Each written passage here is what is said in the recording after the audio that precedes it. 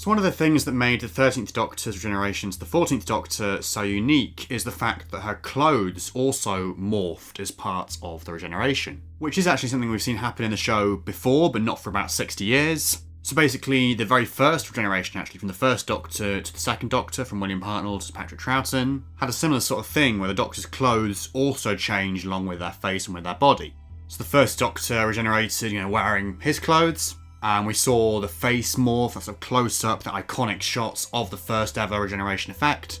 And then when we picked up with the second Doctor at the start of The Power of the Daleks, the second Doctor's first story, he was somehow magically wearing a completely different outfit.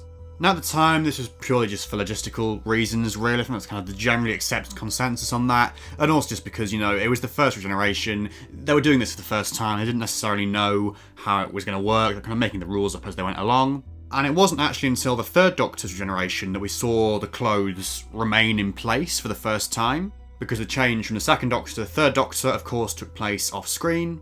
And then, of course, more recently in the new series, we've got used to this idea of the new Doctor, wearing the old Doctor's clothes for like the majority of their first episode, kind of rushing around the place in their predecessor's clothes before eventually selecting their own outfits properly at the end of the story. Now that is of course not what happened when the 13th Doctor changed into the 14th. So like I say, for the first time since the first ever regeneration back in the 10th Planet in 1966, the Doctor's clothes also changed. Indeed, they were the first part of the Doctor to actually change on this occasion. We kind of saw the 14th Doctor's chest, kind of the waistcoat and the shirt and tie and everything, before we saw his face and the rest of his body. And it's kind of led some fans and people to speculate about, what could be going on here. Is there a reason for why this happened? Both logistically from a behind-the-scenes perspective, and also perhaps from an in-universe perspective as well. Is there a story reason as to why this has happened? Perhaps it's linked to the fact that the Doctor, is getting an old face back for the first time, and perhaps something's gone wrong with the regeneration, and this is a way of sort of signifying that to the viewer. Well, that is still a possibility, of course, as well. I've seen it suggested that, back in the First Doctor's era, prior to the First Doctor's regeneration, just a couple of stories beforehand, he had fought the Celestial Toymaker for the first time. And the Celestial Toymaker is, of course, heavily rumoured to be featuring in the 60th anniversary specials next year. So perhaps he could be to blame, perhaps he could be behind whatever's happened here. But a behind-the-scenes kind of logistical reason for this has emerged in the latest issue of Doctor Who magazine. And it's safe to say it's raised a few eyebrows. So interviewed inside the issue is new and returning showrunner Russell T Davies, and here is what he had to say. I was very certain that I didn't want David to appear in Jodie's costume. I think the notion of men dressing in quote-unquote women's clothes, the notion of drag, is very delicate. I'm a huge fan of that culture and the dignity of that. It's a truly valuable thing. But it has to be done with immense thought and respect. With respect to Jodie and her Doctor, I think it can look like mockery when a straight man wears her clothes. To put a great big 6-foot Scotsman into them looks like we're taking the mickey. Also, I guarantee you it's the only photograph some papers would print for the rest of time. If they can play with gender in a sarcastic or critical way, they will. We could have the Doctor dressed as a knight, or dressed as God, or dressed as William Hartnell, and the only photo they'd print would be of David in what they considered to be women's clothes. Then it becomes weaponised, as a mockery of feminine traits, a mockery of drag, of that culture, so that was never going to happen. Knowing that David was coming in, I was absolutely certain that the clothes would regenerate. Nothing would have changed my mind.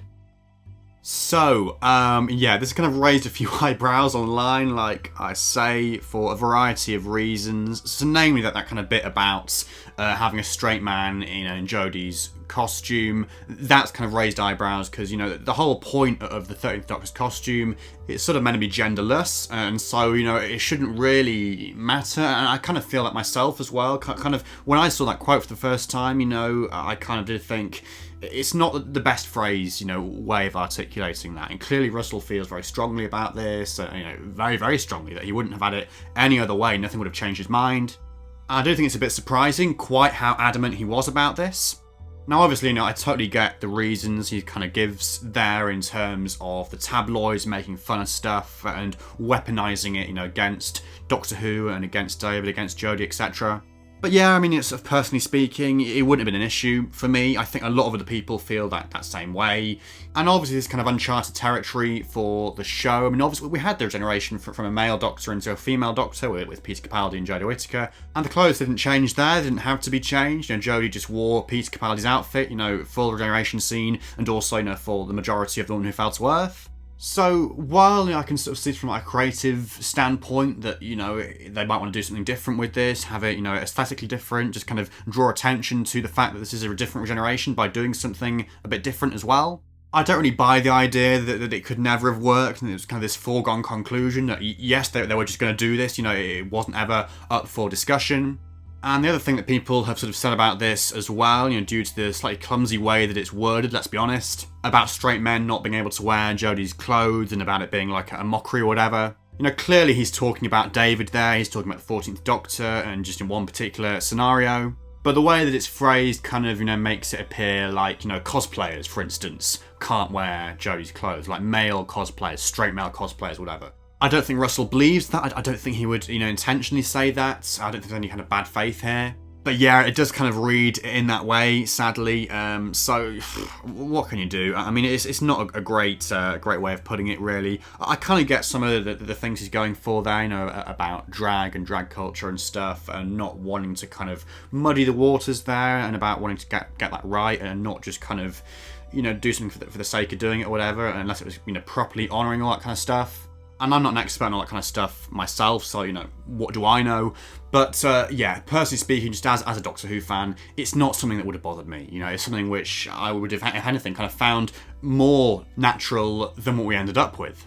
And I would kind of sincerely hope that, we don't have to have this every time we have a regeneration, from one gender into the other. Like I say, we didn't have it when it was the other way around, a male regenerating into a female with Capaldi to Whittaker.